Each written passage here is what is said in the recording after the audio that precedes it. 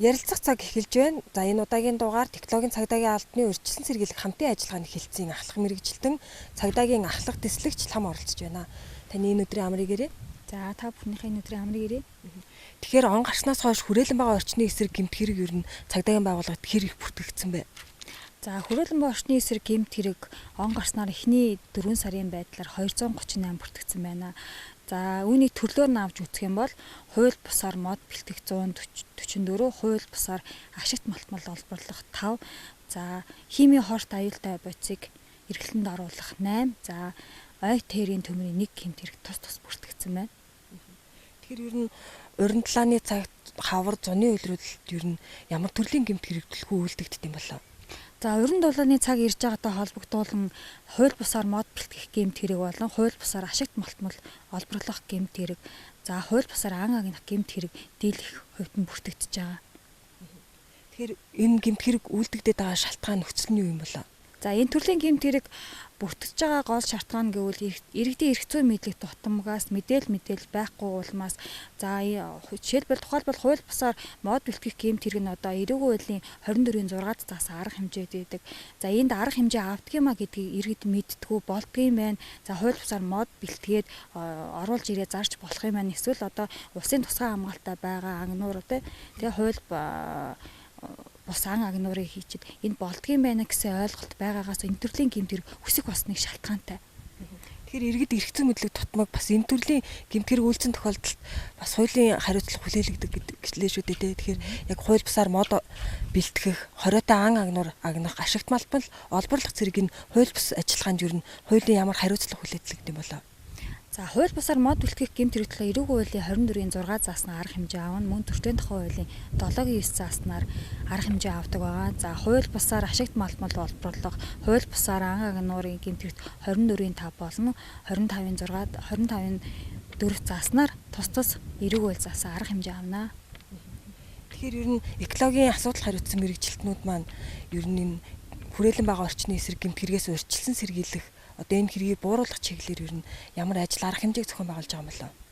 За экологийн цагдаагийн алба болон орон нутгийн цагдаагийн албадууд хамтраа экологийн цагдаагийн албанаас үе шаттайгаар өрсөн сэргийлэх ажлыг явуулж байна. Нөлөөллийн арга хэмжээнүүд, мэдээлэл сурталчилгааны арга хэмжээнүүд, иргэдийн эрх зүйн мэлгийг дэвшүүлэх, соён гээгэрүүлэх, мэдээлэл олгох чиглэлээр үе шаттай арга хэмжээнүүдийг зохион байгуулж байна. За тухайлбал он гарснаар Эко 2022 нэгдсэн арга хэмжээ зохион байгуулагдлаа. Мөн усан сан бүхий хэсэгсэн арга хэмжээ зохион байгуулагдлаа. За Лондонгийн амтны судлалын Монгол дахь төлөөлөгчдийн газартай хамтран эрэлж нохой арга хэмжээ тус зохион байгуулагдсан байна. Одоогийн байдлаар за цаашдаа бид нар болохоор одоо 4 сарын 15-наас эхлээд бид нар байгалийн хамгааллын арга хэмжээ зохион байгуулж байна. Мөн 5 сарын 1-ний өдрөөс эхлээд байгалаа бүтээн арга хэмжээг зохион байгуулна явж байна. Цаашдаас үе шаттай арга хэмжээнүүд зохион байгуулан явна. Тэгэхээр арга хэмжээний хүрээнд хийгдэх ажлуудаасаа бас дэлгэрэнгүй мэдээлэл хүрвэл. За байгалаа бүтээн арга хэмжээний хувьд болохоор 4 сарын 15-наас энэ арга хэмжээ маань эхэлсэн. За энэ арга хэмжээний хувьд болохоор за бид нар 2020 оноос байгаль энэ төрлийн төслийн өрөөнд ногоон дуулаа нэртэй байгалийн хамгааллын гэсэн арга хэмжээ үе шаттай зохион байгуулдаг. За энэ жилийн арга хэмжээ маань болохоор ногоон дуулаа нэрийн дор зөв мод зөв арчилгаа гэсэн уран дээр явж байгаа.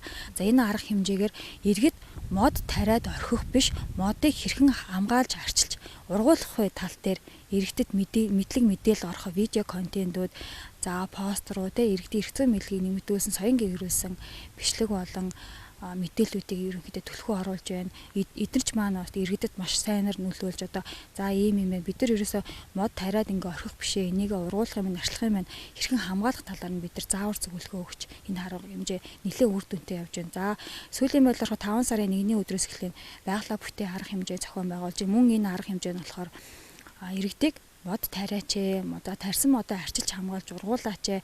Мод нэгтлэхэд ямар ач холбогдолтой юм бэ? Мод тарьснаар энэ дэлхийн хүмүүст ямар хэрэгтэй талаар бид нар ерөнхийдөө ойлголтыг өгч ажиллаж байгаа. Цаашдаа бид нар энэ арга хэмжээг өргөжлүүлээд ер нь 6 сарын 1-ний хүртэл энэ арга хэмжээ маань явах вэ?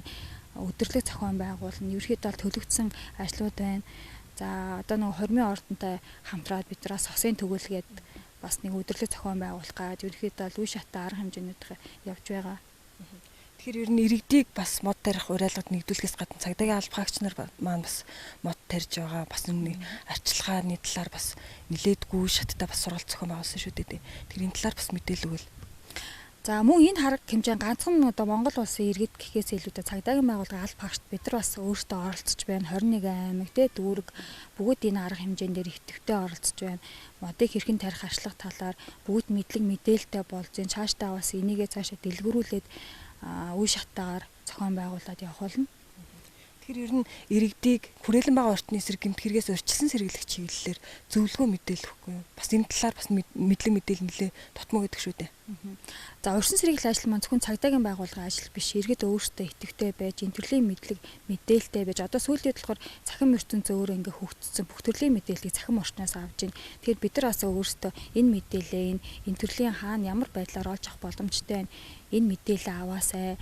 Тэгээ заавал цагдаагийн байгууллага энийг хийх ёстой, төрийн байгууллагууд ийм хийх ёстой биш. Иргэд өөрсдөө ухамсартай байгаа ч гэж уриалж байна. Тэгээд эрхэм бүр ихтлгийг хайрлж хамгаалаасай гэсэн уриалгыг төвшүүлж байна. Байгаль дэлхий бол бидний төр зөсч буй цорын ганц үлгий. Тийм учраас эргэн бүр үүргээ ухамсарлан их дэлхийгээ хамтдаа хайрлан хамгаалцгаая.